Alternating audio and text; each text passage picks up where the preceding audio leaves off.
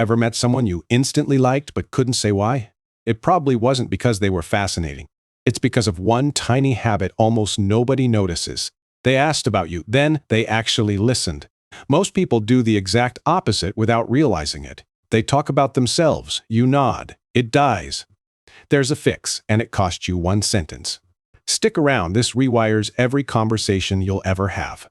Let's call the default way people talk level 1. Someone asks a question, you answer, then nothing.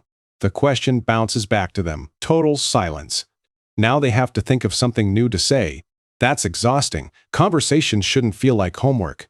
Level 1 feels like a job interview, not a chat. Question, answer, back and forth forever. Nobody actually connects. They're just taking turns talking. You felt this, the dreaded awkward silence at parties. Everyone's holding a drink, scanning the room for an exit. So why do some people never run out of things to say? It's not that they're more interesting than everyone else. It's that they stopped trying to be interesting at all. Most of us were taught to sell ourselves in conversation. Impress them, have the best story, win the room.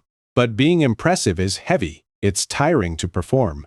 And frankly, everyone can smell a performance a mile away. Here's the twist. Nobody actually wants to be impressed. They want to feel like the most interesting person there. So the real skill isn't talking, it's making space. That's level 2, and it changes everything. It's a tiny loop you can learn in one video. 3 moves. Answer, ask back, then go quiet. Let's break down each one, starting with the answer. Step 1. Actually answer the question you were asked. Not a one-word answer, a real, honest one. Give them something to grab onto, a little detail. That detail is the thread they can pull on. Step 2 is where most people quit too early. After you answer, ask a question right back. Not any question, one about what they just said. This tells them, I heard you and I want more. It turns a dead end into an open door. Now here's the step almost everyone skips completely. Step 3. After you ask, you go quiet. Truly quiet. Not just waiting for your turn. Most people go quiet outside but keep talking inside. They're rehearsing their next great line while you're mid-sentence. That's not listening. That's just waiting with good posture. Real quiet means your mind actually stops talking too. You let their words land before you respond at all. This is the whole loop. Answer, ask, then listen. Then their answer becomes your very next question. You're not hunting for a new topic. You're following one. The conversation grows itself. You barely have to steer. This is why some people seem endlessly easy to talk to. They're not more clever. They just never break the loop. Break the loop and the conversation flatlines fast. Keep the loop going and it can run for hours. You probably had one of those conversations. Time vanished. That wasn't luck. That was someone running the loop well. So the loop is simple. The hard part is step 3. Actually going quiet. Actually listening. That's the real skill. So let's talk about what listening actually means. Here's a strange little fact about the word listen. Listen and silent are made of the exact same letters. That's not a coincidence worth ignoring. It's a clue. You cannot truly listen while your own mind is loud. Real listening requires a kind of inner silence. Most of us think we're listening. We're actually just waiting for our turn to jump back in and talk. Or worse, waiting to top their story with a better one. You know this move. Someone mentions a bad flight, and you immediately launch into your own worst flight story. Congratulations, you just closed the loop instead of opening it. Real listening means staying with their story, not yours. Let their sentence finish completely before your brain reacts. Notice the details, the small stuff people rarely repeat.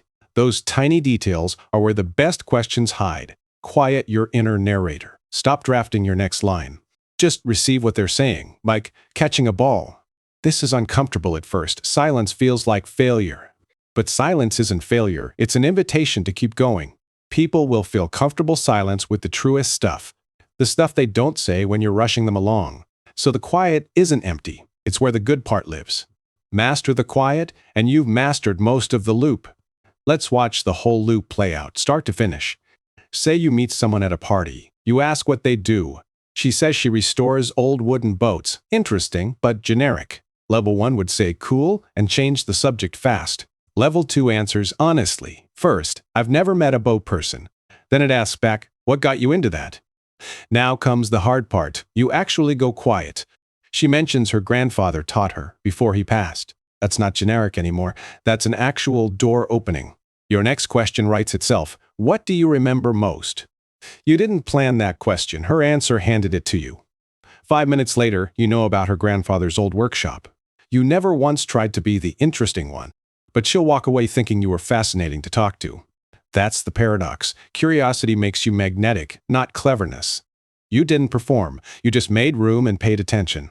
That's the entire secret. Now let's dig into why it works. Here's an analogy that explains why this works so well. Picture a plain, ordinary pen, worth maybe 50 cents. Now put that exact same pen inside a Harrods box. Wrap it in tissue paper, tie it with a ribbon.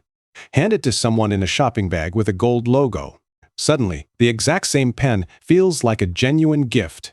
Nothing about the pen itself changed at all. What changed was everything surrounding it. The box, the paper, the bag, the moment of handing it over. Value rarely lives in the object. It lives in the context. Conversations work exactly the same strange way. The facts you share are basically just the pen. Your job, weight, hobbies, plain facts, not very valuable alone. A great question is the box, the ribbon, the bag. It wraps the plain fact in genuine attention and care. That's what makes an ordinary answer feel like a gift. So great questions don't just extract information from someone. They build the world around the interaction itself. They add warmth, curiosity, and a feeling of being seen. That feeling is the actual gift you're handing someone. Not your job title, not your vacation photos, the feeling.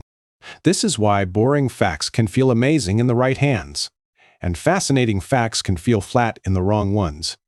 It was never about how interesting your life actually is.